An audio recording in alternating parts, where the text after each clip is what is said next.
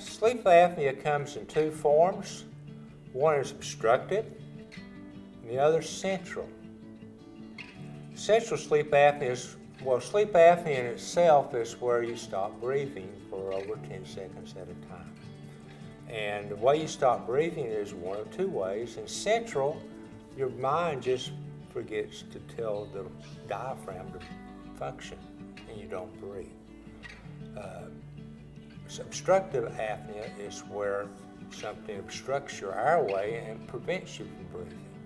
And generally that's the soft tissue in the throat.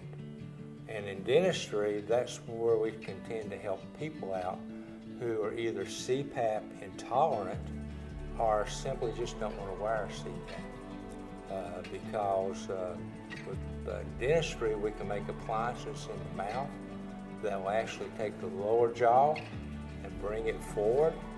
And when it brings it forward, it also takes all the soft tissue in the back of the throat and pulls it forward, so that when you're totally relaxed and sleepy, you don't have the tongue and soft tissues relaxing so much that they close the airway and keep you from breathing. They're, so to speak, held forward by this appliance. As a dentist, I cannot legally diagnose sleep apnea.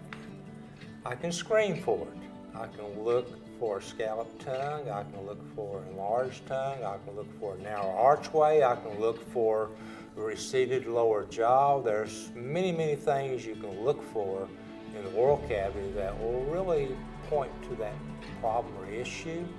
And in the screening process, if I feel like that's a possibility, then I need to refer to a medical doctor so it can be diagnosed.